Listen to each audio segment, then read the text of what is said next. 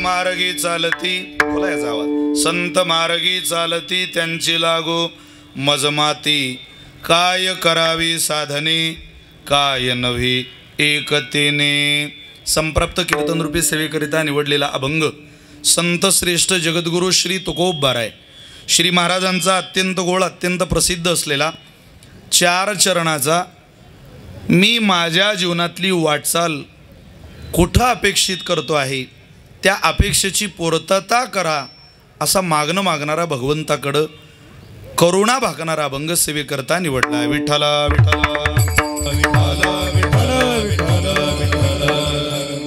मिळालेल्या वेळेमध्ये या अभंगाचा काहीसा भाव काहीसं चिंतन वेळेच्या मर्यादेमध्ये करण्याचा प्रयत्न आपण करणार आहोत. महिला मंडळींचं कूलर लावू दे, चालू ती छोटे छोटे बालक आहेत त्यांच्याजवळ. विठ्ठला विठ्ठला आई कूलर चालू असला तरी मला त्याची काय अडचण नाही, फक्त पलीकडं करा, थोडी हवा कमी करा त्याची, फक्त पलीकडे ठेवा. असं करा चालू आपण, असं करा आई, ते चालू कर बटन कोणीतरी, कमीच ठेवा फक्त असं. बरं वाटतंय ना तुम्हाला?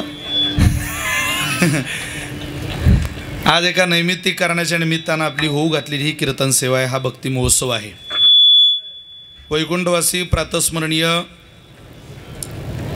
संपत नरहरी हाडपे, हाडपे ना, संपत नरहरी हाडपे यांच्या 25व्या पुण्यस्मरणाच्या निमित्ताने आज त्यांच्या स्वकीयांनी त्यांच्या आप्तजांनी या गोड कार्यक्रमाचं केलेलं हे नियोजन आहे. खरं तर एक मुलगा 4थीला एक मुलगा 3रीला असताना वडिलांचं छत्र हरवलं आणि मला असं वाटतं खरोखर सुखाचे आणि आनंदाचे आणि समाधानाचे दिवस आले आणि वडील ते दिवस पाहायला नाही आहे. आज ज्या प्रकाशरावांना गिरीशदादांना मनापासून वडिलांचं छत्र हवं होतं असं वाटतं, त्यांच्याकडं वडिलांची सेवा करण्याची संधी भगवंताने काही त्यांच्या हातात दिली नाही. मात्र 25 वर्षानंतर सुद्धा वडिलांप्रती अत्यंत आत्मीयतेची प्रेमाची कृतज्ञतेची भावना व्यक्त करण्याकरता आज हा हाडपे परिवार या ठिकाणी उपस्थित आहे. 25वं पुण्यस्मरण संपत बाबांचा संपन्न होत आहे. त्यांच्याच संस्कारातून, त्यांच्याच कष्टातून, त्यांच्याच रक्तातून आणि त्यांच्या प्रामाणिकतेतून उभी राहिलेली ही पिढी अत्यंत सदाचारी जीवन जगते. याचा तपशिलातला पुरावा 25 वर्षानंतर सुद्धा एखादा सुपुत्र जर आपल्या वडिलांना देत असेल तर तो वडिलांच्या ज्या भगवान परमात्म्याच्या चरणाजवळ संपत बाबांचं वास्तव्य आहे तिथला सगळ्यात जास्त समाधानाचा दिवस कोणता असेल तर मला असं वाटतं तो आजचा आहे.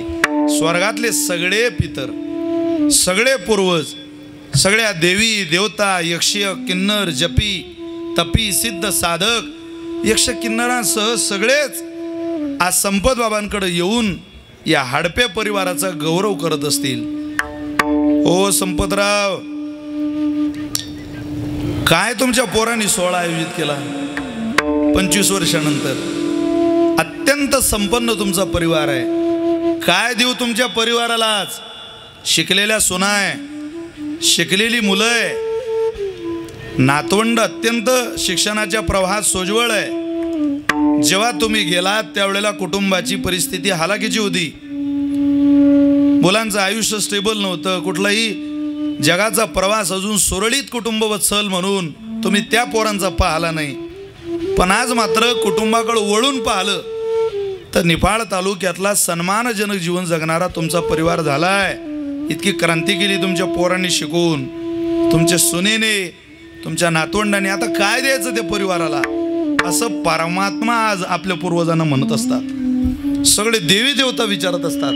त्यावेळेला संपत बाबांनी दिलेलं उत्तर तुकोबारांनी सांगितलेलं आहे. ते म्हणतात, जर या हाडपे परिवाराला माझ्या मुलांना काही द्यायची इच्छा असेल देवा तर एवढंच दे. काय? स्वर्गीचे पूर्वज इच्छिता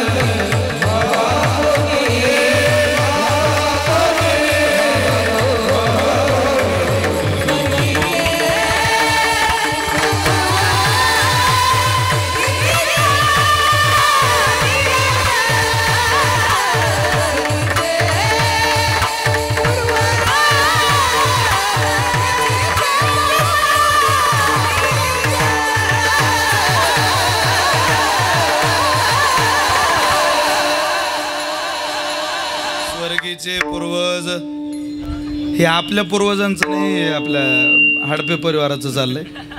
स्वर्गीचे पूर्वज इच्छिता ती रज, वंशी भक्त राज व्हावा कोणी. ते पूर्वज म्हणतात आमच्या कुळामध्ये एखादा भक्तराज, एखादा हरिभक्त या हडपे परिवारात तुम्ही द्या, असं मागण्याचा अत्यंत सुखद आणि समाधानाचा दिवस म्हणजे आजचा पुण्यस्मरणाचा दिवस आहे. मी प्रकाशदादांच्या, त्यांच्या सहोदर आणि संपूर्ण कुटुंबाच्या चरणी साष्टांग दंडवत करतो, प्रणिपात करतो. मातोश्री हिराबाई, त्यांची दाजी आदरणीय भाऊरावजी सोनवणे, जे मेजर, ज्यांनी 24 वर्ष देशी सेवा केली, नुकतेच मार्चमध्ये ते रिटायर झाले. अत्यंत संपन्न शिकलेला परिवार आहे. प्रकाशदादांच्या मिसेस नाशिकला कोर्टामध्ये आहेत, शिकलेला परिवार आहे. सोजवळ परिवार वडिलांचं 25वे पुण्यस्मरण करतंय. लिहून ठेवण्याजोगं वाक्य महाराज की शिकलेल्या कुटुंबानं वडिलांचा 25वा पुण्यस्मरणाचा सोहळा केला. अरे 25 दिवस आठवण राहत नाही काही काही बहादराला. दशक्रिया झाल्यानंतर 25 वर्षानंतर वडिलांची आठवण करणारा परिवार निश्चितच अंतःकरणात सोजवळ असावा, त्याशिवाय घडत नाही. पण मी परिवाराच्या चरणी प्रणाम करतो. या परिवाराची सेवा करण्याचं मिळालेलं सद्भाग्य मी मला सुद्धा खूप भाग्यवान समजतो. तसं तर माझ्या सोयीनुसार ठेवलेलं कीर्तन आहे, माझ्या वेळेनुसार ठेवलेलं कीर्तन आहे. आग्रह असा होता की बाबा तुम्हालाच कीर्तन करायचं आहे. मला नेमकं 20 तारखेला जरा संस्थेची अडचण होती, काही शक्य नव्हतं. आदरणीय आमचे या परिसरातले माझे सगळ्यात जुने मित्र, म्हणजे माझ्याकडं मी विस्टा गाडी होती तेव्हा एकदा आलो होतो, आणि त्यानंतर मी इकोस्पोर्ट घेतली होती, पहिली माझ्या आयुष्यातली नवीन गाडी. म्हणजे गाडी घेऊन आलो, सकाळ झाली मला यायला. इथं दशरथ भाऊंकडे गेलो, आंघोळ केली, खानगाव थडीचा काला केला. साधारणतः 12-13 वर्ष तर सहज झाली असती. पण तेव्हापासून सांगळे परिवाराशी एक आगळी वेगळी नाळ जोडल्या गेली. तो वारकरी परिवार आहे. आदरणीय आमचे दशरथ भाऊ सांगळे, पण त्यांच्या घरी जाण्याचा योग आला. भजनात जीवन जगणारा परिवार असल्यामुळं त्यांचा विशेष आग्रह होता, आपल्याला या हडपे परिवाराची सेवा करायचीच आहे. आमच्या प्रकाशरानं तुम्ही नाहीच म्हणू नका. अहो पण म्हटलं मला अडचण आहे, तुम्ही म्हणाल त्या सोयीनं कीर्तन ठेवू. म्हटलं मला 18 तारखेला बघा तुम्हाला जमतंय का. मला थोडा त्रास होईल पण हरकत नाही, मी इथलं कीर्तन करून ब्रह्मनाथ संस्थानला शिरूर कासारला जाईल. पण त्यांनी ऐकलं आणि आज ही कीर्तन सेवा आयोजित केली. मी दशरथदादांनाही धन्यवाद देतो. हडपे परिवाराला मनापासून वंदन करतो. आज भजन साथीला उपस्थित महाराष्ट्रातलं भजन वैभव, संगीत अलंकार आदरणीय ओंकारजी महाराज जगताप, संगीत अलंकार आदरणीय सदानंदजी महाराज कडोळे. महाराजांच्या गाडीला थोडासा स्क्रॅच लागला येताना, तरी वेळेत पोहोचले. धक्का लागला तरी वेळेत आले कीर्तनाला, त्यांनाही धन्यवाद देतो. आदरणीय बंधुराज सतीश महाराज आज कार्यक्रमाला उपस्थित. आमच्या मुक्ताबाई फड परंपरेचं वैभव, नुकतीच जोग महाराज वारकरी शिक्षण संस्थेची 4 वर्ष ज्यांनी क्रमांकात पूर्ण केली आणि नर्मदा मातेची 75 दिवसात परिक्रमा पूर्ण केली, अशा आदरणीय लखनजी महाराज पाटील. मी लखन महाराजांना सुद्धा धन्यवाद देतो. बासरीच्या साथीला आदरणीय बंधू राहुलदादा सानप. मृदंग साथीला महाराष्ट्रातलं मृदंग विश्व, या जिल्ह्यातला मृदंग विश्वातला राजा म्हणून आम्ही कायम ज्यांच्याकडे बघतो असे माझे बंधू दिनेशजी महाराज मोजाड. उपस्थित सगळे दिनेश महाराजांच्या सासरे हे उपस्थित आहे. महाराजांच्याच गुरुकुलातली सगळी विद्यार्थी आहेत. आदरणीय माऊली कीर्तनाला आहेत. या सगळ्यांप्रती करुणा व्यक्त करतो. आज माझे अनेक मित्र आहेत. निवृत्तीनाथ महाराज संस्थानचे चोपदार माझे मित्र सागरदादा आहेत. माझे सहकारी आदरणीय संतोषजी भाऊ शिंदे माळसोकरहून कार्यक्रमाला आमचे चकोरो काका आहे. सगळी बरीचशी मंडळी कार्यक्रमाला, मित्रमंडळी तर सगळेच आहेत. या सगळ्यांप्रती करुणा प्रेमभावना व्यक्त करतो आणि मिळालेल्या वेळेमध्ये या अभंगाची काहीशी सेवा करण्याचा प्रयत्न करतो. विठ्ठल विठ्ठल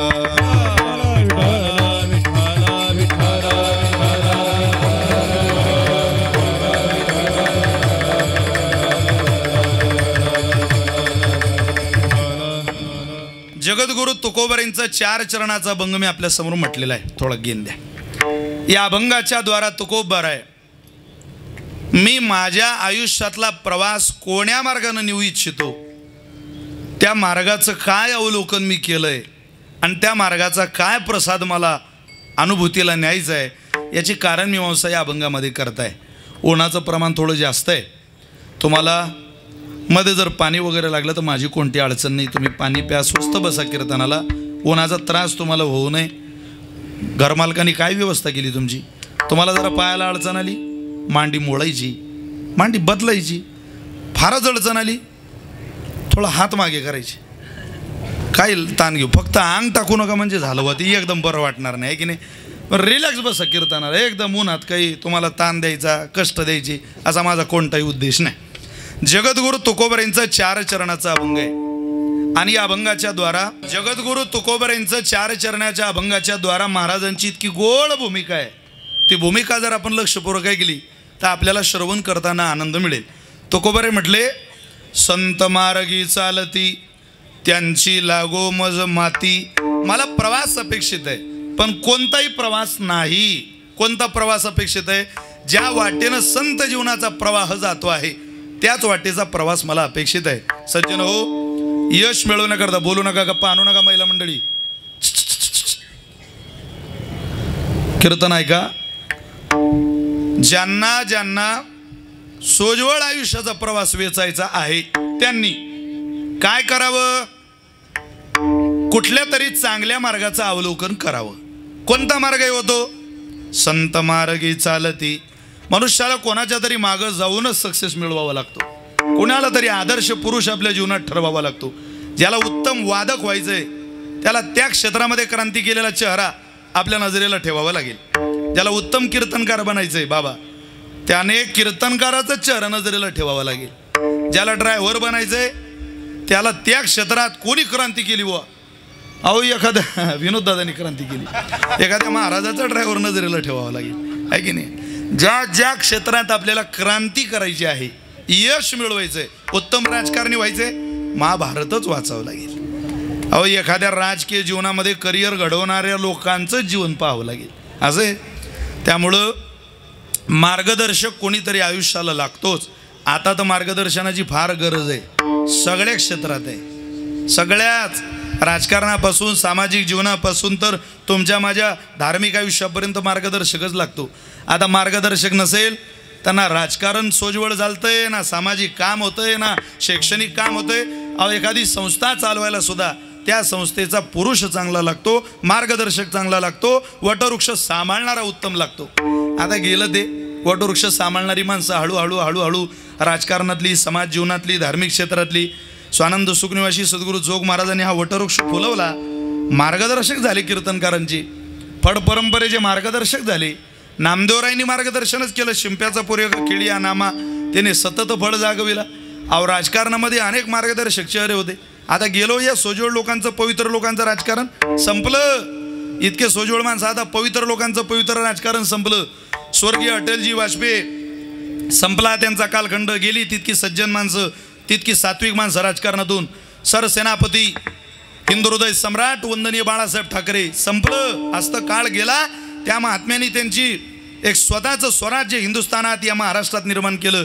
त्यांची पिढी राजकारणाची गेली. स्वर्गीय मुंडे साहेब काय मराठवाड्याला राज्याला उपमुख्यमंत्री पद म्हणून न्याय मिळवून दिला.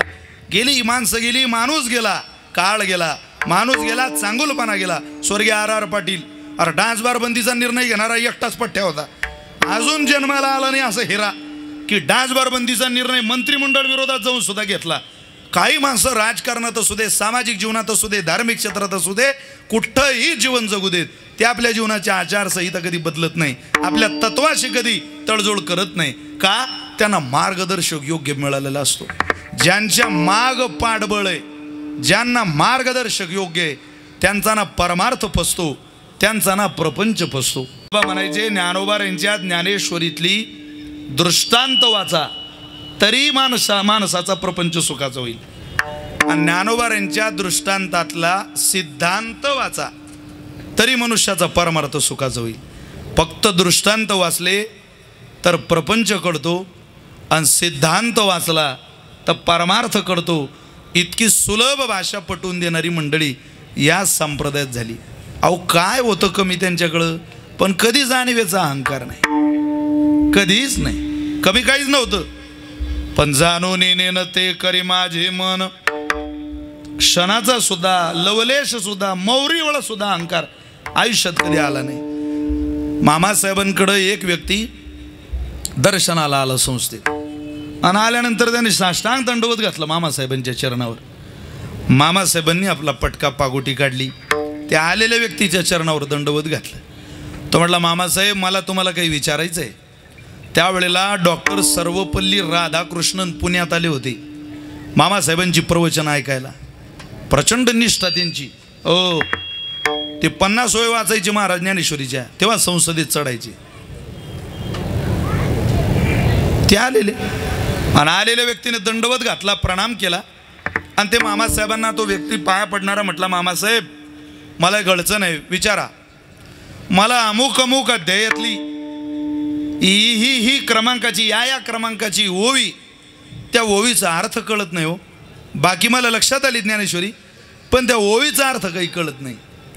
मामासाहेबांनी त्याच्या पायावर डोकं ठेवलं आणि त्याला म्हटले, भल्या माणसा बाकी सगळी कळाली का? कळाली, एकच राहिली म्हणे तेवढी. मामासाहेब म्हटले, अरे बाबा तूच मला ज्ञानेश्वरी सांग, माझं आयुष्य चाललं गळ्यात ज्ञानेश्वरी सांगता सांगता वाचता वाचता अजून एक ओवी कळाली नाही आणि तू म्हणतो सगळं कळालं, फक्त एक ओवीच राहिली आहे. म्हणजे ज्याला काहीच कळत नाही तो म्हणतो सगळं कळालं, आणि ज्यांना सगळं कळतंय ते म्हणतं आम्हाला काही कळत नाही.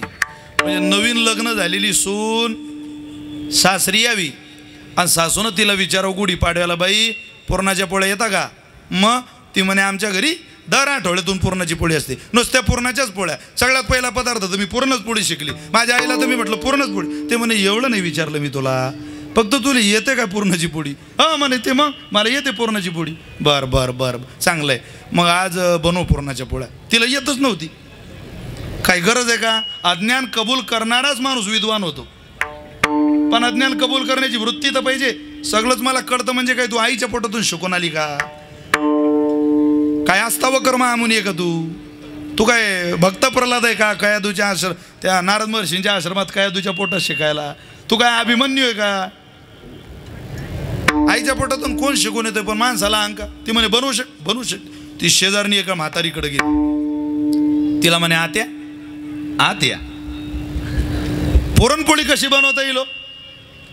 ते म्हणे बरं चांगलं आहे बाई, आजकाल कोण म्हाताऱ्या लोकांना विचारायला येते, तू तरी आली बाई. बरं बरं बरं काही काळजी करू नका, मी सांगते तुला. पुरणपोळी कशी बनवायची?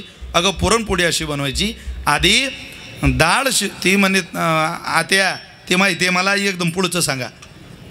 ती म्हणे सुरुवातही झाली नाही, नुसतं डाळ म्हटलं मी, ती शिजू घालायची सांगतो हिला, तर ही म्हणते पुढचं सांगा. म्हणजे हिची ऐकायची मानसिकता नाही गो.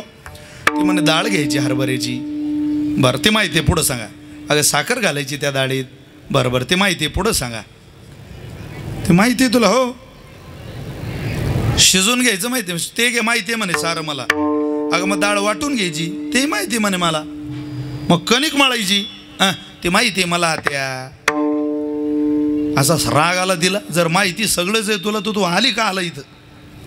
ती म्हणे पुरण तयार करायचं माहिती आहे का तुला? माहिती आहे म्हणे. पुरण तयार झाल्यावर मग अगं म्हणे उंडा कणिकेचा माहिती आहे का? झाला गोळा, मग त्या गोळ्यात पुरण भरायचं, ते माहिती आहे म्हणे मला. पुढं सांगा. अगं म्हणे पुरण भरलं की मग त्याची चपाती तयार करून घ्यायची, पोळी लाटायची, ती जाळ बनवायची थोडी. बरं बरं ते माहिती आहे मला. पुरणाची पोळी सांगत होती विदर्भातली, मांडा नाही तुमच्या भागातला. तुमच्याकडचा मांडा बनवायला ते तुम्हालाच जमो, ते सगळ्या भागात मांडा नाही. काय केलं तर खापर पाहायला भेटत नाही आमच्या भागात. नाही, आमच्या भागात खापर नाही, मांड्याचं खापर नाही आमच्या भागात. आमच्या भागात ज्या माऊलीनं मांडे बनवले ती आहे, पण मांडे नाही. मांडे पहिल्यांदा कोणी बनवले? मुक्ताबाईनं बनवले, ज्ञानोबाऱ्यांकरता. त्या मुक्ताबाई आहे, पण मांडे निवृत्तीनाथांकडे नाशिकला. हो, त्यामुळं आम्हाला मांडे लागले तर आम्ही इकडून तिकडे नेतो. समाधी सोहळ्याला, रसाच्या पंक्तीला काही न्यायचे झाले तर सागरबावांना माहिती. चला, पुरणात त्या उंड्यात कणकेत पुरण घालायचं, पोळ्या लाटून घ्यायच्या, पोळ्या शेकून घ्यायच्या. माहिती आहे म्हणे मला. अशा सगळ्या पुरणपोळ्या तयार करून घ्यायच्या, ते म्हणे माहिती आहे मला. असा राग आला म्हातारीला. मग झाल्या म्हणे सगळ्या पूर्ण पोळ्या तयार की कुकर घ्यायचं, ते माहिती आहे म्हणे मला. पुढं त्या सगळ्या पोळ्या त्यात मोळायच्या, ते तर माहिती आहे म्हणे मला. पुढं सांगा. हे माहिती आहे का तुला? पाणी घालायचं म्हणे त्याच्यात, कुकराचं झाकण लावायचं. मग काय म्हणे, लावलं कुकर की झाली तू बेफिकर. झालं म्हणे पुरणपोळ्या 2-3 शिट्या होऊ द्यायच्या. आणि मग पानावर वाढायच्या, झाली पुरणपोळी तयार. आता हिनं ते नवऱ्याला वाढलं, घटस्फोटाशिवाय थांबला अशी नव्हतो. याला कुठं पुरणपोळी म्हणता का? पण ऐकूनच घ्यायची मानसिकता नाही. ज्याला ऐकून घ्यायचं नसतं त्याचा पहिला उद्देश आहे की त्याच्या चित्तातला अहंकार द्रवलेला नसतो.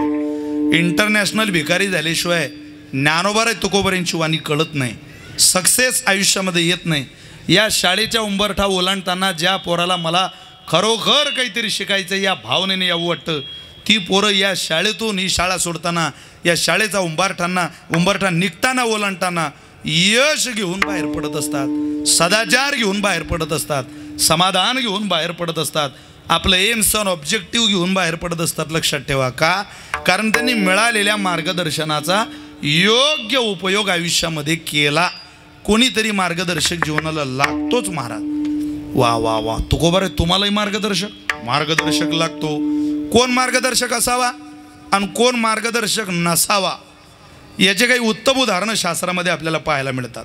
खरः मूर्खः स्वेच्छाचारी तार्किकः अनुभवशून्यः अगुणज्ञ अमतस्थिरम तेषां पार्श्वं न गच्छयो. या लोकांकडं कधी मार्गदर्शनाला जाऊ नका. कोणाकडं? खरं म्हणजे गाढव. जाऊ नका गाढवाला काही सल्ला विचारायला. सल्ला देणाऱ्याला ज्ञान पाहिजे ना. भिंतीला खेळा ठोकून राहिला एखादा माणूस, उलटा खेळा ठोकून राहिला, गुंडी भीतीकडून आणि ठोकून राहिला. किती दिवस ठोकलं तर खेळा भिंतीत जाईन. आणि तिथे एक जाऊन विचारतोय, का काय करून राहिले? अरे म्हणे हा खेवा नाही जाऊन राहिला भिंतीत. हां, वेळ आहे का तुम्ही? तो खेळा या भिंतीचा आहे म्हणे.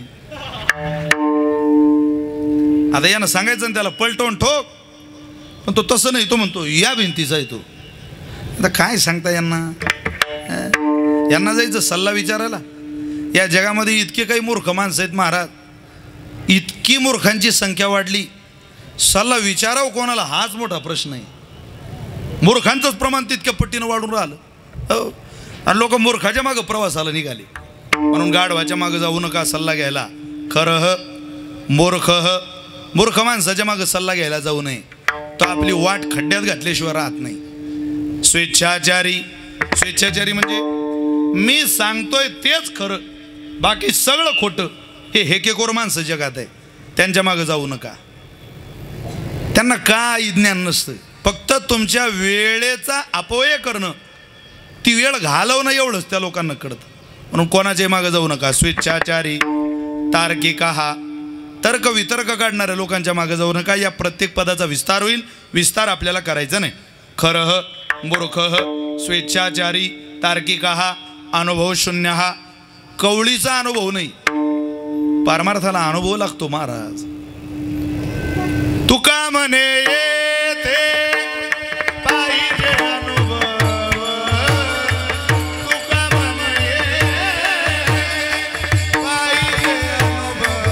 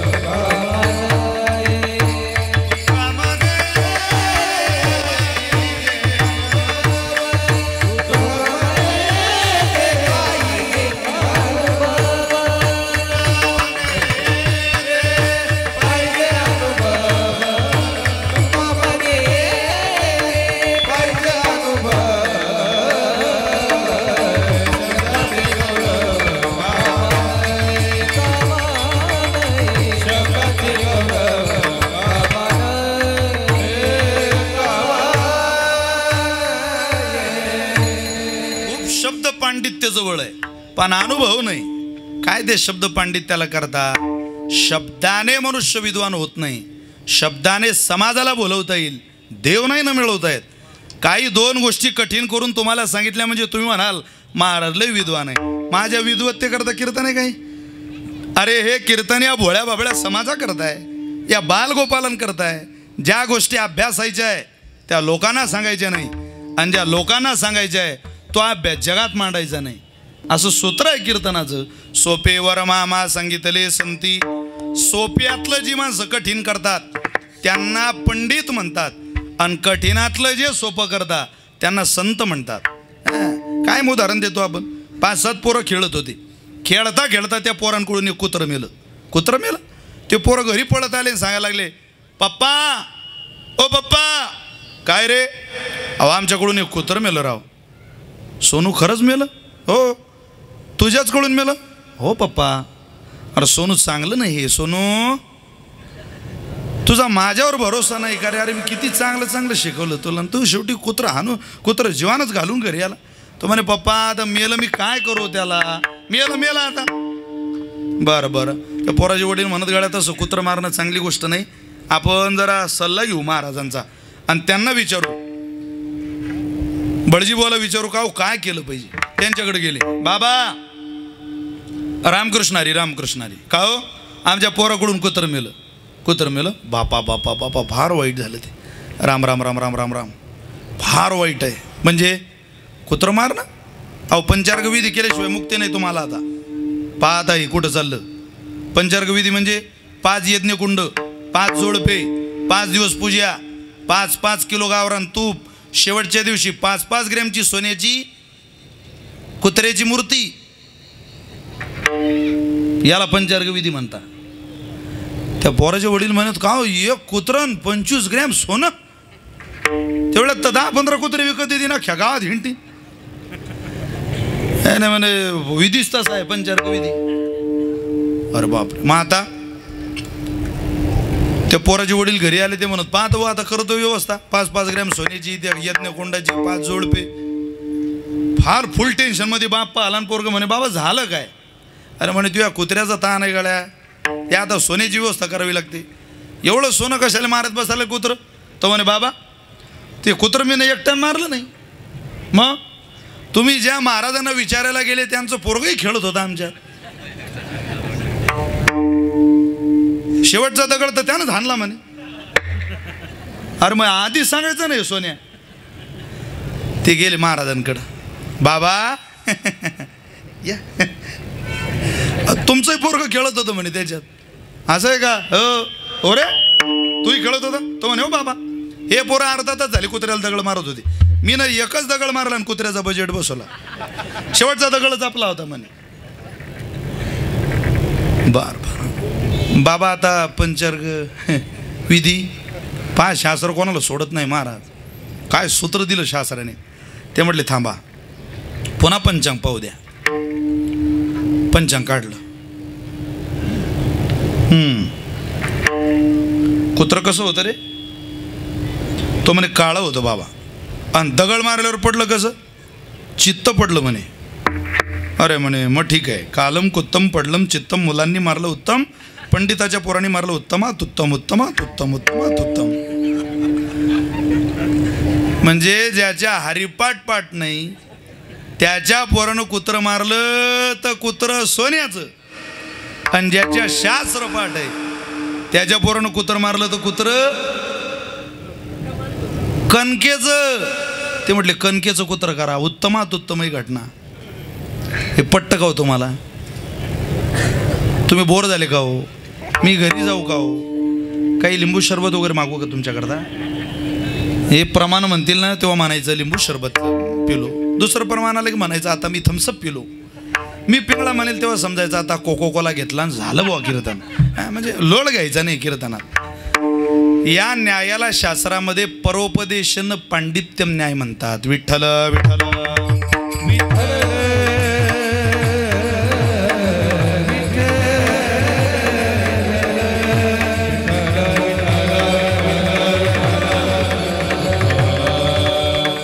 दुसऱ्याला मनुष्य सांगायला कामाला येतो.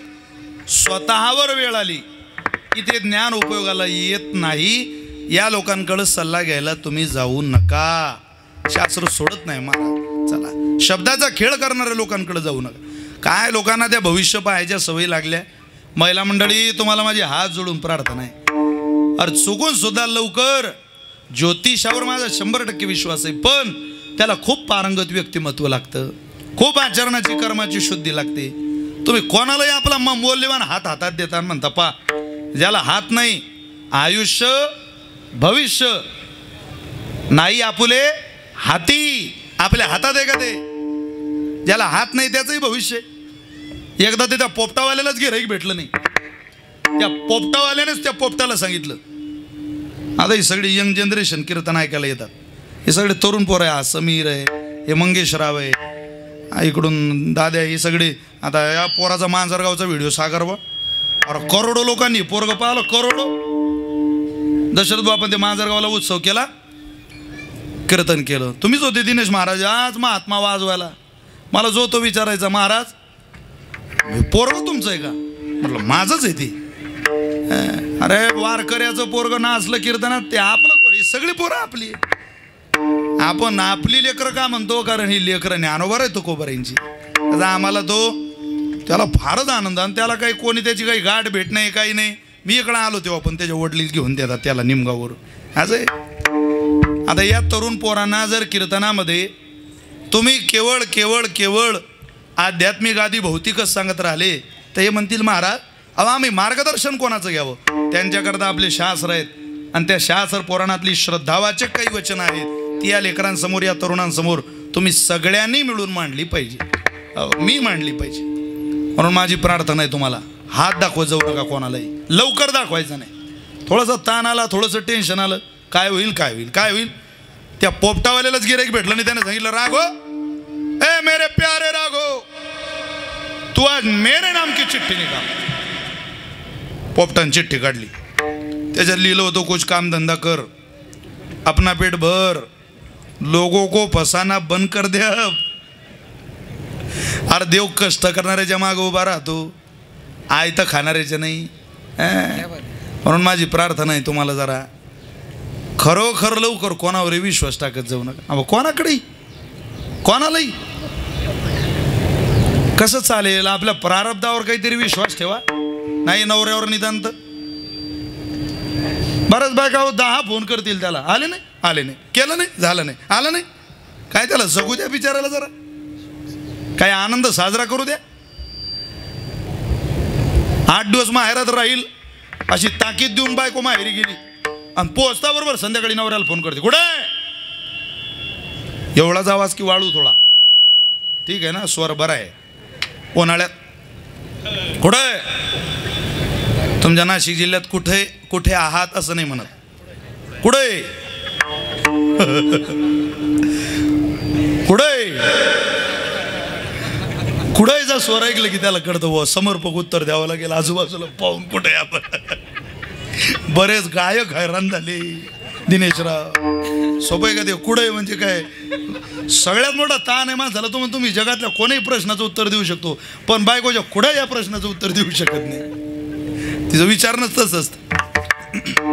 आमच्या भागातल्या आमच्या बायकोचा फोन आला, ती म्हणते कुठे येऊ तुम्ही? कुठी? पुण्याकडे गेलं तर भाषेत जरा बरं, कुठे आहात तुम्ही? कुठे आहात? आता आपली बायको या जन्मात तर असं काही बोलणार नाही, आणि आपण ती अपेक्षा बी करू नये. पुण्यातली बाई, अहो येताना जरा मक्याची कणसे आणाल का? मक्याची कणसे? कधी कधी म्हणा आपल्या बायकोनं मक्याची कणस? आपली तर म्हणते काही मेथीची जुडी गिडी दिसली तर याचा घेऊन सारा बाजार उठल्यावर बाजारात पाठवते. मग ते भागाची पद्धत आहे. नाशिक जिल्ह्यात आलो की नाशिकच ऐकावं वाटतं. आता आम्हाला ते रोज तेच, तुम्ही तिकडे एकदम कोकणामध्ये कधी गेले तर ते त्यांची वेगळीच लँग्वेज आहे. ते र म्हणतच नाही, लच म्हणतात.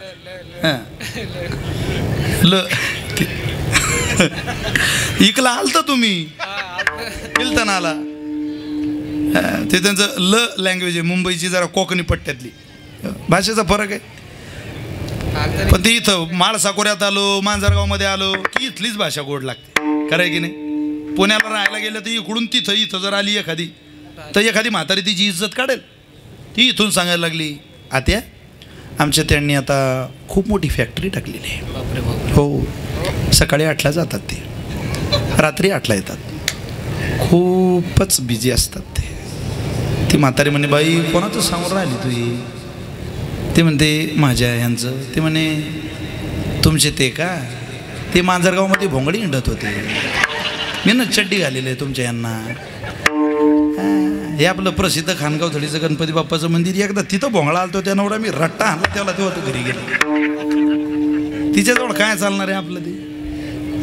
म्हणून जैसा आहे तैसा आहे. तरी का देव दुरी आहे? भाषेचा, कलेचा, सौंदर्याचा, अभ्यासाचा, समाज मान्यतेचा माणसाला आणता येत नाही आणि तो आणू सुद्धा नाही. जसं आहे तसं राहायचं. पण काय बाय नीट कुठं आहे तुम्ही? तो म्हणे मी घरी आहे. पण ती म्हणे मला असं जाणून नाही राहिला, आपल्या त्या रेग्युलेटर गेलेल्या पंख्याचा आवाज नाही येऊन राहिला मला. तो म्हणे जाऊ द्या, आता मी बदलून घेतलं त्याचं रेग्युलेटर. हा नाही, तुम्ही घरात जा. घरीच नाही तुम्ही? हो. किचनमध्ये जा. मिक्सरचा आवाज माझ्या कानावर ऐकवा, तो माझ्या पाठ आहे.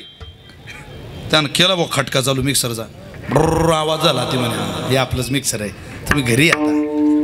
दुसऱ्या दिवशी फोन, तुम्ही कुठे? कुठे? हा म्हणे मी घरीच आहे. ती बाई म्हणे घरी? करा बरं चालू मिक्सर. यानं केला फोन चालू. तिसऱ्या दिवशी फोन, कुठे आहे तुम्ही? हा म्हणे मी घरीच आहे. करा मिक्सर चालू. कुठे आहे? हा म्हणे मी मिक्सरचंच उभा आहे. तुझ्या फोन येईन असं माहीत होतं, मी मिक्सरचंच उभा राहिलो, करतो चालू. 8 दिवसानं घरी येणारी बाई तिसऱ्या दिवशी संध्याकाळी घरी आली. दारात येऊन पाहते तर घराला कुलूप. ती शेजारणीला म्हणते काकू माझ्या नवरा कुठे? म्हणे बाई तू गावाला गेली त्या दिवसपासून तुझ्या नवरा थैलीत मिक्सर घेऊन हिंडून राहिला. जडी प्लग दिसला तरी तुझ्या नवरा पिन खोसते.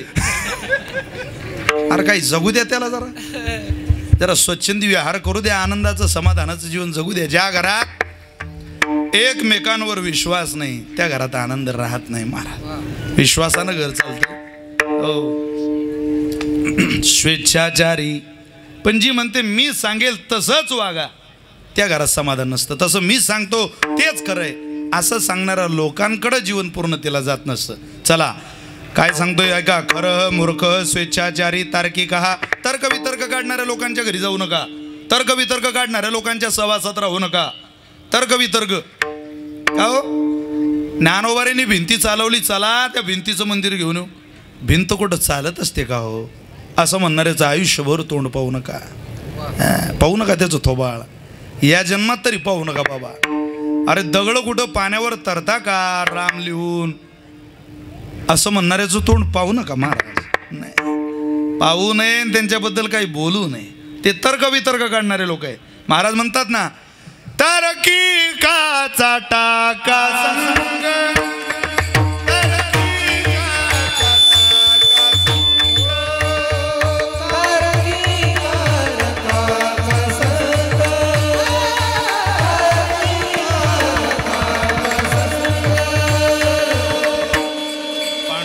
स्मराहो. तर्क वितर्क काढणाऱ्या लोकांच्या जवळ तुम्ही थांबू नका.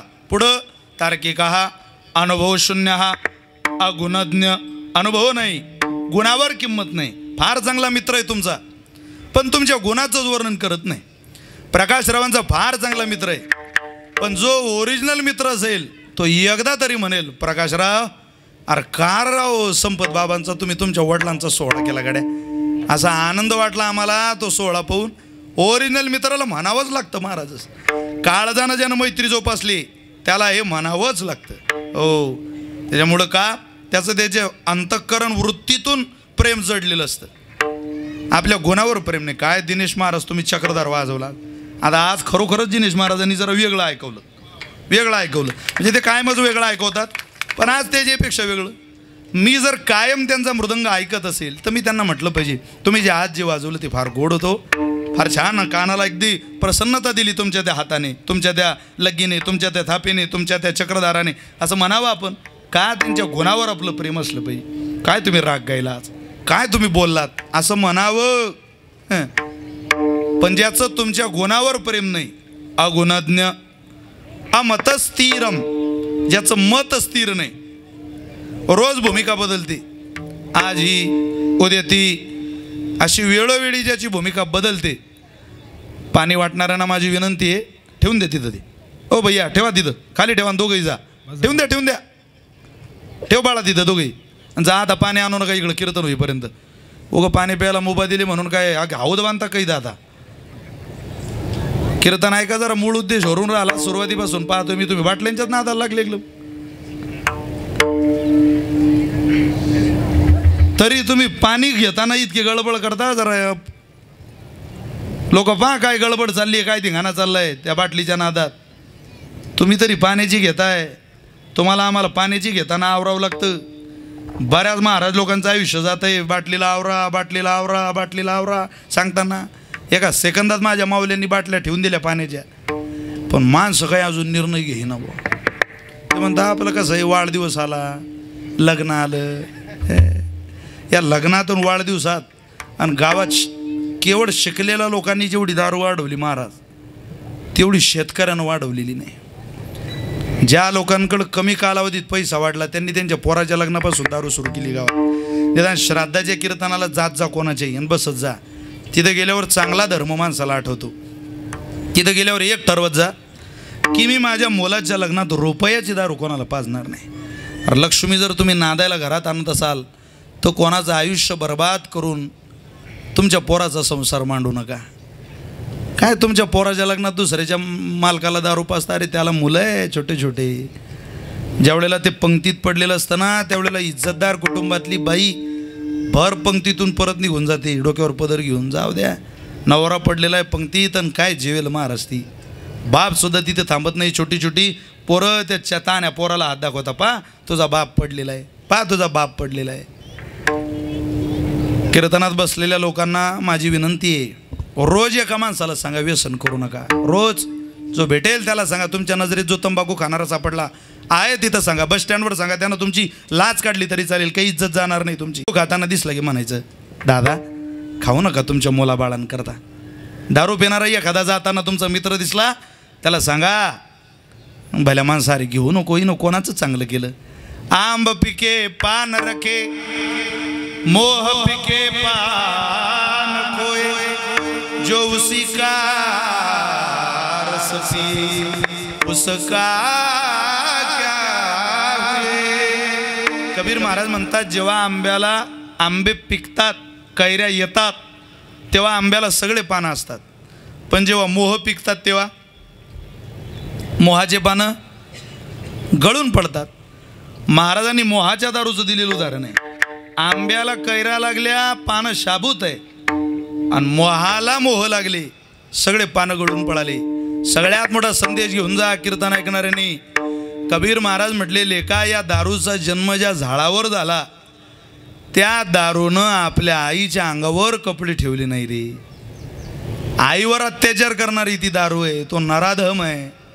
आणि तुम्ही ती पिऊन प्रपंच सुखात होईल, आनंदात होईल, थोडा त्रास कमी होईल, कष्ट जातील अशा अपेक्षेनं जर ड्रिंक करत असाल आणि पोरांचं आयुष्य बर्बाद करत असाल, तुम्ही किती कीर्तन ऐका, कितीही चांगुलपणाचा वाव करा दिवसा, तुमच्या सहाचं पुढचं जीवन लोकांनी जर पाहिलेलं असेल तर तुमचा सत्यानाश होणार म्हणजे होणार. ठरलेलं आहे ते. एक दिवस तुम्हाला रडावं लागणार, मला रडावं लागणार. इथं कोणाला सुटका नाही महाराज, कोणालाच नाही. म्हणून निदान कीर्तनात येतात तेवढी माणसांना तरी माझी प्रार्थना आहे बुवा, चांगले चांगले लोक व्यसनानं गेले, आपण तरी आपल्या व्यसनाला आवरा. उत्तम मार्गदर्शक संतांना बनवा. तोच विषय योगायोगानं आपला चाललाय आज. हो, तर्कवितर्क नाही, अनुभव शून्य नाही, अगुणज्ञ नाही, अमतस्थिरम नाही. ज्या लोकांची आज भूमिका चांगुलपणाची आणि उद्या वाईट आहे त्यांच्याकडं नाही, जायचंच नाही मार्गदर्शनाकरता. मग जायचं कोणाकडे?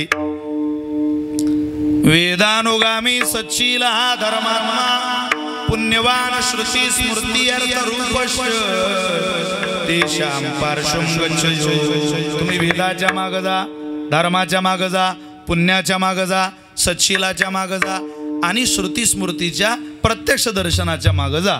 या 5 गोष्टी जगामध्ये कोणाकडे आहे होतो? केवळ संतांकडे आहेत.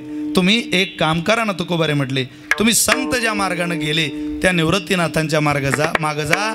तुम्हाला कुठंही तुमच्या वाटचालीत अडचण येणार नाही. महाराज तुम्हालाही जाऊ वाटतंय का हो? अहो आम्ही तर प्रार्थनाच केली आहे. अभंगाचं पहिलं चरण संत मार्गी चाले, संत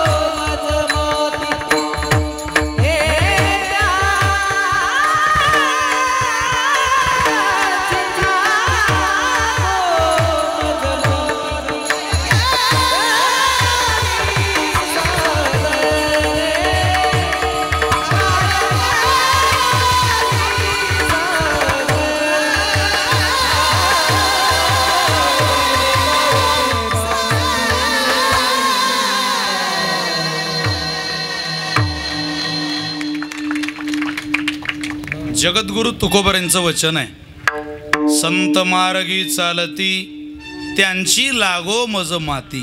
संत ज्या वाटेनं जातील एवढं सूत्र पाठ करून ठेवा. तिथली माती सुद्धा आपल्या जीवनाचं सोनं करू शकते.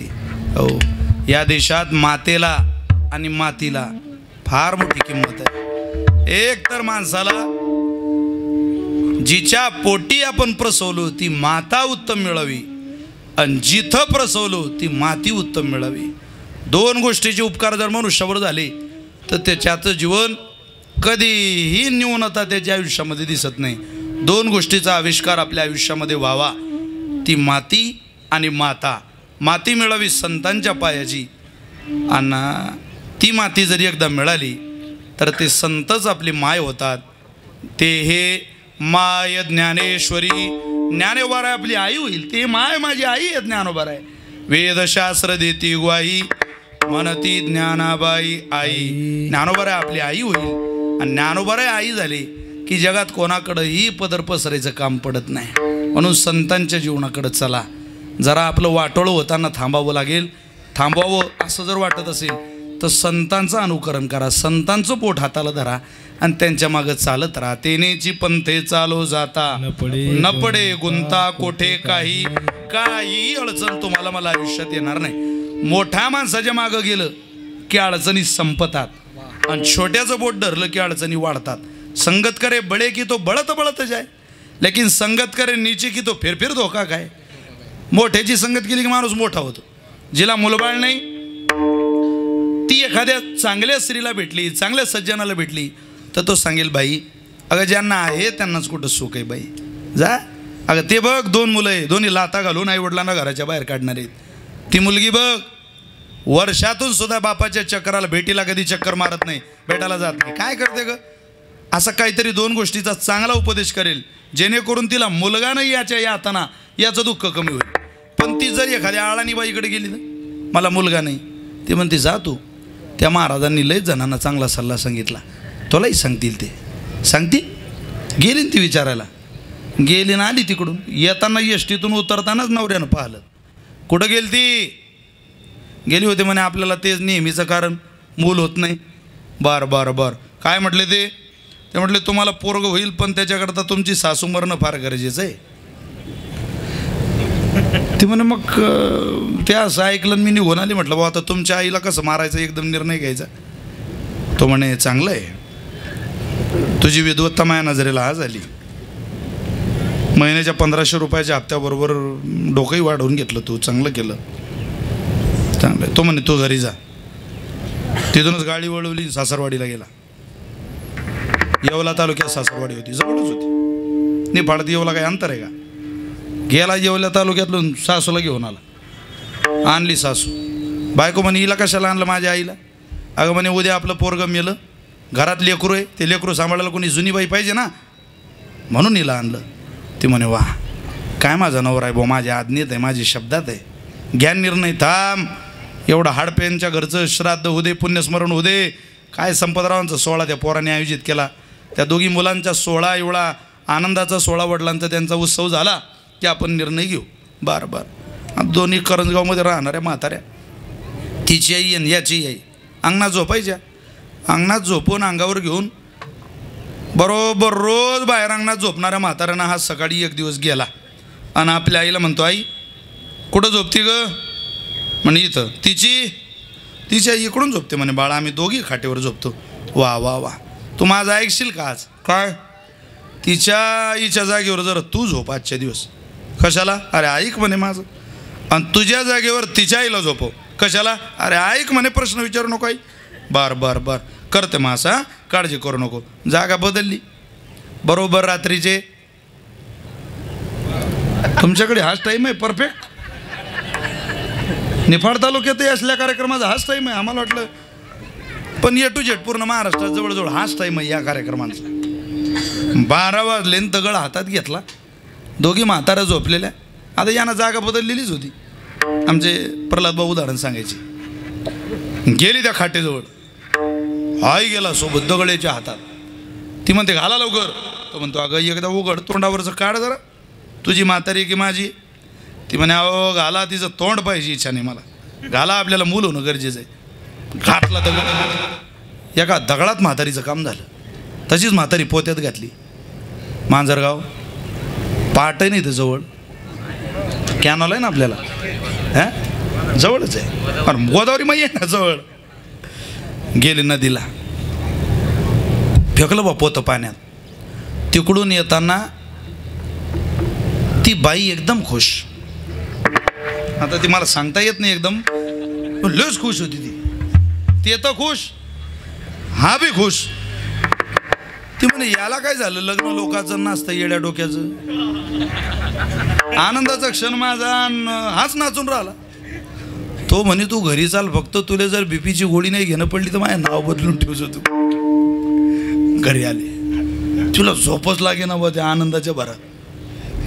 तिनं रवी घेतली लावायला. रवी रात्री गंमत आहे. आता रात्री कोणी रवी लावते, रात्रीच बसली रवी लावायला. ती एक गाणं म्हणायची, फक्त पाठ करू नका तुम्ही, मी म्हणून दाखवतो तुम्हाला. लय कष्टानं पाठ केलं मी ते. ती म्हणायची घुसळम घुसळम लावते रई, सासूबाई गेल्या पाण्यात.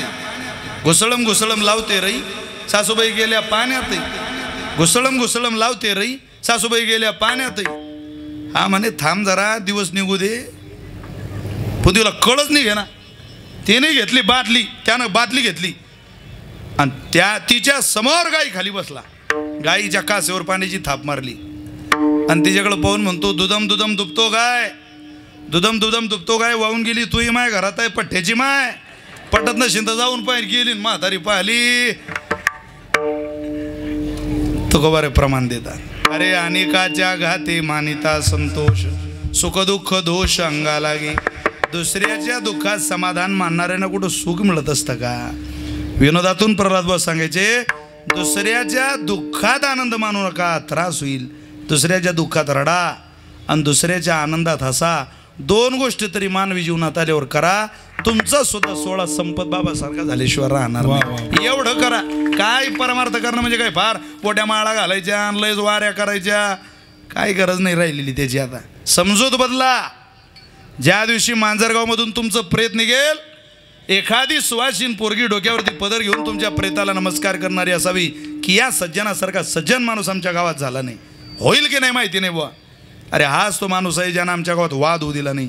हाच तो माणूस आहे या माणसानं आमच्या गावात दारूचे धंदे चालू दिले नाही. हाच तो माणूस आहे या माणसानं आमच्या गावातला कोणाचा घटस्फोट होऊ दिला नाही. हाच तो माणूस आहे व्यसनाच्या मार्गावर पाऊल जाणाऱ्या पोराला वेळीच सावरलं आणि त्याचा प्रपंच उभा केला.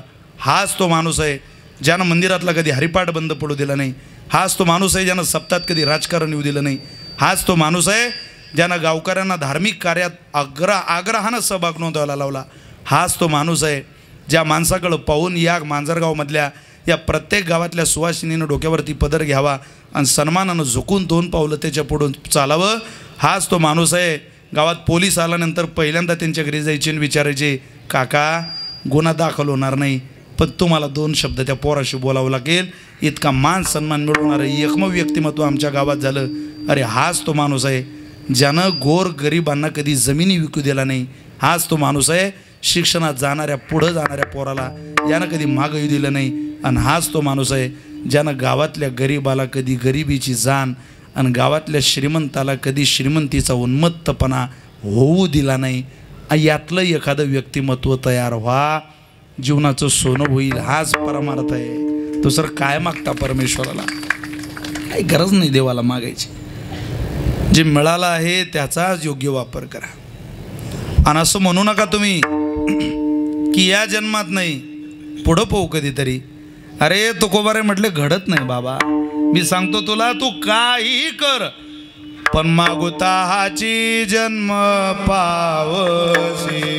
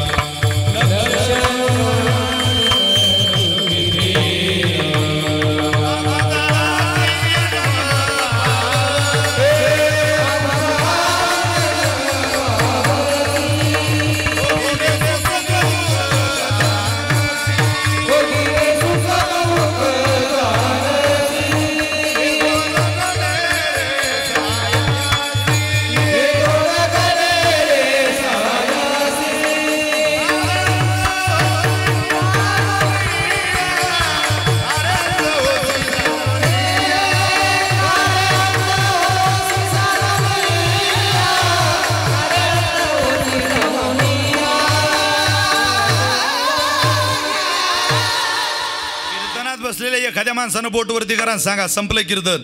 एक ताकदवान माणूस कोण आहे असा तो की बोटवरती करून सांगेल हो मी आहे निफाड तालुक्यातला अमुक अमुक माझं नाव अमुक अमुक माझं गाव मला हाच जन्म पुढचा मिळणार आहे आणि मी तेव्हा उपासना करेल आणि संपत बाबांसारखा उद्धार करून घेईल. आहे एखादा माईचा लाल की सांगेल मला हाच जन्म मिळणार आहे. अरे सांगणारा नाही तर ऐकणाऱ्याचं काय घेऊन बसले तुम्ही. कोण सांगू शकते या जगात. तो खबर आहे सांगता मिळणार नाही बाबा. भोगिले सुख दुःख जाणाशी येतो न गळे रे सायाशी. अरे किती कष्ट कर असं घडणार नाही लेका. पुन्हा मानवी नरदेव मिळणार नाही हे जाणून पण का रे अंधवशी जाणून या आंधळा होऊन राहिला. म्हणजे रस्त्यानं चालणारा माणूस आहे सामान्य व्यक्ती आहे. एक राजा घोड्याहून चाललाय आणि त्याच्या घोड्यावर 3 किलोचं सोन्याचं गाठोडं आहे. ऐका किती किलोचं कमी आहे का. ठीक आहे ना 3 किलो काय थोडं झालं का. आता भाव किती आहे सोन्याला. 3 किलो सोन्याचं गाठोडं आहे घोड्यावर आहे आणि तो प्रवासातून घोड्यावरचं ते गाठोड्याकडे त्याचं काही लक्ष नाही. ते घोड्यावरून त्याचं गाठोडं खाली पडलं. त्या राजाचं लक्षच नाही. राजा पुढे निघून गेला आणि पायी वाट सरू चालला. पायी वाट सरू जात असताना त्या चालणाऱ्याला काही अंतरावर पुढं ते सोन्याचं गाठोडं होतं. रस्त्यात पडलेलं 3 किलो सोन्याचं आयुष्यभराची गरिबी संपवणारं. पण याच्या मनात विचार आला पहा माणसाचं जीवन कसं असतं. तो म्हणतो का हो जर आपल्याला डोळे नसते तर आपण कसं चाललो असतो. काही गरज होती. तो म्हणे आंधळे माणसं कसं चालतील आपण चालून पाहू म्हणे. उघडे डोळे त्यानं झाकली बंद केली. चालत राहिला. ठोकर लागली त्याला कशाची त्या सोन्याच्या गाठोड्याची. पण त्याला वाटलं दगड आहे. लागलेली ठोकर बाजूला झाला आणि त्या गाठोड्याच्या पुढं निघून गेला आणि 10 पावलं पुन्हा चालून आल्यावर म्हणे मी चालूच शकतो गळ्या आंधळा होऊन.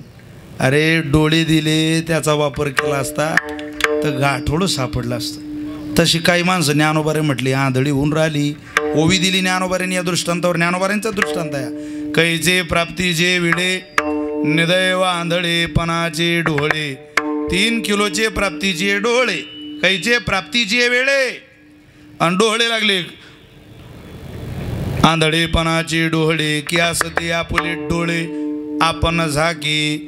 डोळे झाकून गाठोड ओलांडून निघून गेला. तसे काही माणसं आहे हो. इतका चांगला नरदेव मिळाला पण कधी देव नाही कधी संत तीर्थ नाही देव तीर्थ नाही भजन नाही ज्ञानेश्वरी नाही गाथा नाही अमृता अनुभव नाही. काय त्या लोकांचा उद्धार व्हायचा. 184 न चुके फेरा गर्भवासी यातना थोरा येऊनी पडसी संदेह पुरा. पुढं ओळसा थोरा माया जाळी. हे आमचे लखन महाराज आहे. हा नाटाचा अभंग आहे. सगळे नाट पाठ आहे लखन महाराजांच्या. सगळे अख्खी भजनी मालिका पाठ आहे. त्यांचं वय बघा किती वर्ष आहे. अख्खी मालिका एक अभंग पाठ नाही. काही काही लोकांचे आयुष्य जात आहे. पूर्ण भजनी मालिका पाठ आहे. आमच्या फळाचं वैभव आहे महाराज. साधी गोष्ट आहे काय. उद्धार होणेच. रोज नाटाचं पारायण करतात ते रोज.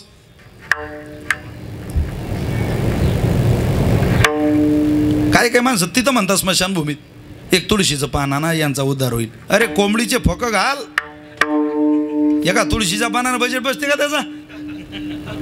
आयुष्यभर ज्यानं कोंबड्या दाबल्या त्याला एका तुळशीच्या पानात उद्धार कसा होईल. सब चुतो की बाजार में फतोर का व्यापार चल रहा. फार लबाडी व्यवहारात चालते इकडं चालत नाही. म्हणून माझी प्रार्थना आहे बुवा पटलं तरी एवढं घेऊन जा महिला मंडळी. पुन्हा हा जन्म तुम्हाला मिळणार नाही म्हणजे नाही. कोणी असू द्या सांगू शकत नाही महाराज. हो अरे मग तुला जर एवढंहीच कळत नसेल तर पशु काय पाप पुण्य जाणती उत्तम मध्यम भोग भोगीती. त्यांना काय कळतं. गाईच्या बच्च्याला गाईवर उडी हाणताना कळत नसतं आपली माय आहे. तू तसा आहेस का लेका. तसं व्हायचंय का तुला. उद्धार नाही करायचा का. भलं नाही करून घ्यायचं का. अंतकाळाच्या यातना सहनच करायची आहे का. तुला काय मोज मजा वाटते का. इथं एसीत फिरतोय आपण. इथं कूलरमध्ये राहतोय. इथं गाड्या आहे बंगल्या आहे. इथं मौज मजा आहे. पोरं नोकरीला आहे म्हणजे आपलं सगळं चांगलं होईल. इकडच्यावर काहीच अवलंबून नसतं ते. इकडच्या कर्मावर अवलंबून असतं. इकडच्या भौतिक स्थितीवर तिकडं परलोक अवलंबून नाही आहे. इथं जर संपतरावांनी कष्ट काढले असतील तर तिथं कदाचित सुखही मिळू शकतं. इथं कदाचित एखाद्याने सुख उपभोगलं असेल तर तिथं फटके मिळू शकतात. कर्म आहे ते देवाच्या बापाला भोगावं लागलं तर मांजरगावकरांचा काय हिशोब आहे. ज्या मांडीवर राजा दशरथाचा जीव जायला पाहिजे होता त्या मांडीवर एका पक्षाचा जीव जातोय. जीवनातलं कर्म आहे. कीर्तन खरं ऐकण्याची मानसिकता ठेवा. केवळ ही हा हा करण्याकरता कीर्तन ऐकू नका. पुन्हा मला हा जन्म मिळणार नाही म्हणजे नाही, मी याच जन्मात काहीतरी सत्कर्म करणार आहे आणि माझी लोकाची यात्रा संपतरावांसारखी संपवणार आहे असं ठरवा. आजच्या कीर्तनातून खुणगाठ बांधा. मला आनंद आहे श्राद्धाचे कीर्तन करण्याचा. मी करतो. आमचे गुरुजी हरणे बाबा ते म्हणतात तेरवीच्या श्राद्धाच्या कीर्तनाला नाही म्हणू नये. का? एक दिवस कधी काळी सांगणाऱ्याचं सुद्धा श्राद्ध होणार आहे. या कीर्तनाने माणसाला वैराग्य होतं. टिकत नाही तो भाग निराळा आहे, सोडून द्या, टिकत नाही वैराग्य. पण या कीर्तनाला आल्यावर हा माणूस गेला, आपल्यालाही जायचं आहे हे बसलेल्यांना वाटतं. आणि मी जे शब्द सांगतोय मागुता हाची जन्म पावसी, या शब्दाचा आविष्कार माझ्या आयुष्यावर होतो की सांगणाऱ्याला एक दिवस थांबायचं आहे. हे काय आपल्या बापदादाची जागीरदारी थोडीच आहे. ऐकणारा सांगणारा सगळे थांबणार. कोणाला उद्या थांबावं लागणार आहे, कोणाला परवा थांबावं लागणार आहे, कोणाला 10 वर्षानं थांबावं लागणार आहे. पण थांबावं लागणार म्हणजे लागणार. काहींची पोरं श्राद्ध करतील, काहींची करणार नाही. काहींची कीर्तनं होतील, काहींची होणार नाही. क्वचित महात्म्यांची 25-25 वर्ष पुण्यस्मरणा आठवणीत राहतील, काहींचं 25 दिवस स्मरणात राहणार नाही. पण त्यापेक्षा तुम्ही आहे तितका वेळ भगवत साधना करा, उपासना करा, देवदेव करा. राहिलेल्या आयुष्यात उत्तरार्धात मनुष्यानं खूप रामभजन केलं पाहिजे, खूप परमात्म्याची सेवा केली पाहिजे. वाचता येईल तितके दिवस ग्रंथ वाचून घेतले पाहिजे. एवढं आवर्जून करा. ज्या दिवशी तुम्ही कराल सुख तुमच्या मागं धावत येईल. महाराज प्रपंचात दुःख धावत येतं आणि परमार्थात सुख धावत येतं. प्रपंचात दुःख किती कष्ट करा, दुःख तुमचा पिछा करत येईल, शोधत तुम्हाला. अहो मी त्या दिवशी बोललो, आमच्या गावातल्या एका माणसाची बायको 3 टाईम हाणायची त्याला. किती टाईम? संपलं कीर्तन 3 टाईम, सकाळ दुपार संध्याकाळ, सकाळ दुपार संध्याकाळ, सकाळ दुपार संध्याकाळ. यात बदल नाही झाला तर बदल असा व्हायचा, दुपार सकाळ संध्याकाळ, संध्याकाळ दुपार सकाळ. पण हाणायची म्हणजे हाणायची 3 टाईम. तो म्हणेल का आता 3 टाईम हाणणारा म्हणजे 3 खालून ज्याला बायको हाता खालून घालते त्याची तब्येत कधी सुधरील. तो म्हणे खूप झाली आता इथं, आपली तब्येत कशी तयार व्हा. आपण तो फार बारीक झालो आणि हिच्याचमुळे झालो. इतके हाणते, घटस्फोटच घेऊन टाकू म्हणे. त्यानं बायकोला घटस्फोट दिला, यजुर्वेंद्र चहलसारखा. त्याचा झाला ना आता 5 कोटी देऊन, हे नाही घेतला बुवा. पण बाई एवढी खतरनाक होती महाराज. ती निफाड तालुक्यातली नव्हती, निफाड तालुक्यातली नव्हती, निफाड तालुक्यातली आमच्या मुक्ताईनगर तालुक्यातली होती. मी ज्या गावात ज्या तालुक्यात गेलो त्या महिलांचं वर्णन करायचं. तिकडच्या महिला इकडं सांगायच्या, तिकडे गेल्यावर इकडच्या महिला तिकडं सांगायच्या. म्हणजे यांनाही राग नाही त्यांनाही राग नाही. काय उगाच कीर्तन करायला डोक्याला ताप लावून घ्यायचा. ती बाई एवढी खतरनाक. महाराज यानं घटस्फोट घेताबरोबर त्या बाईनं 15 दिवसानं याच्या शेजाऱ्याशी लग्न केलं. पण त्याच्याशी भांडायला आलीच ती म्हणे तू नाही तर शेजारी, पण हानी तर तुलाच मी. प्रपंचातलं दुःख शोधत येतं आणि परमार्थातलं सुख शोधत येतं. फक्त चांगल्याच्या मागं गेलो तर. आणि ते चांगले केवळ संत आहे, त्यांच्या मागवा घेत घेत पुढे गेले त्यांचा शोधित मार्ग. चला जाऊ माग घेता मी. पण महाराज त्यांच्या माग गेल्यानंच भलं होईल, अन्यतर साधन. महाराज म्हटलं रे काय करते त्या साधनाला. काय करावी साधने, काय करावी साधने, साधने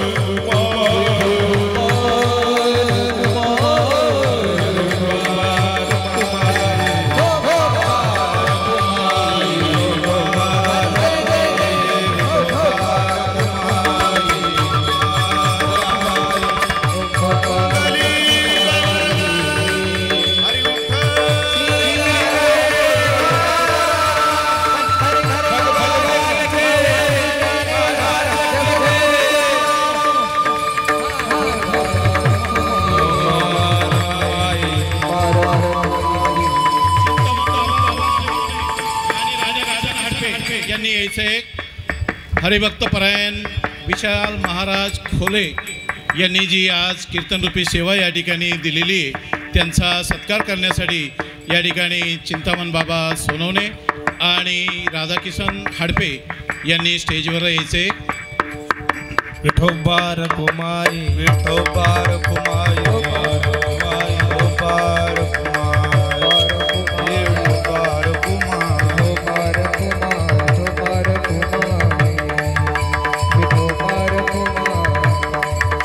विठोबार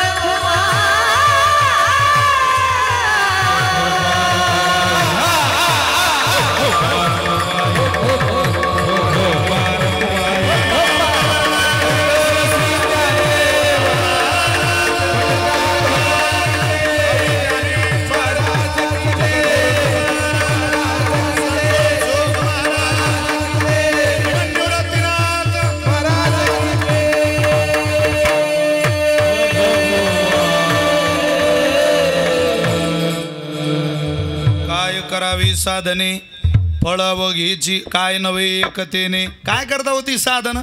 त्या साधनामध्ये जप तप अनुष्ठान ही सगळी साधनं वजा केली आणि संत मार्गाचं अवलोकन करा असा आग्रह तुकोबरांनी केला. जर केला काही मिळो तुम्हाला त्या मार्गाला. शेष घेईन उचिष्ट.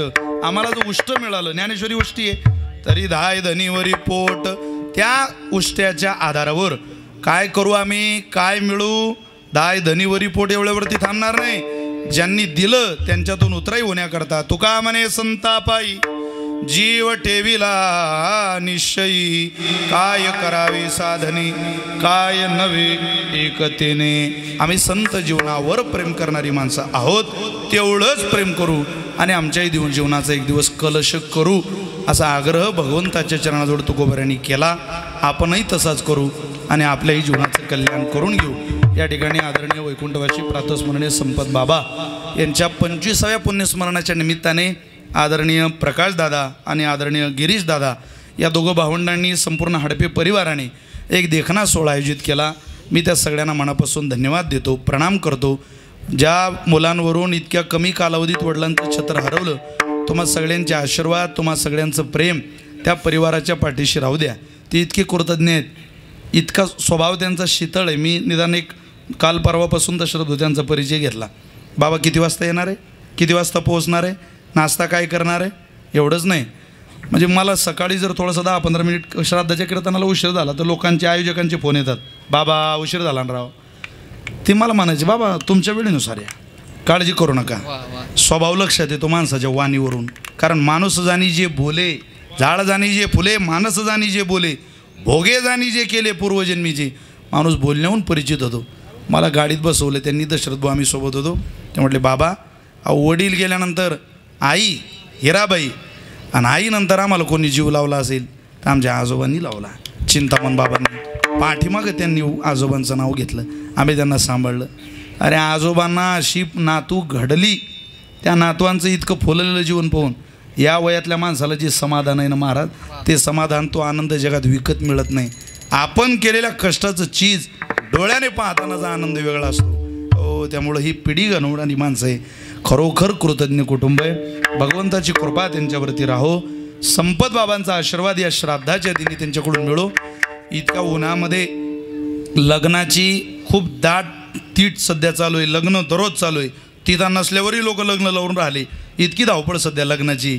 पण इतके लग्न कार्य सोडून सुद्धा भरपूर मंडळी तिकडं सुद्धा तिकडच्या मंडपात बसलेली मंडळी उभे, आजूबाजूला छायेच्या स्वरूपात सगळी सावली बघून मंडळी बसलेली आहेत.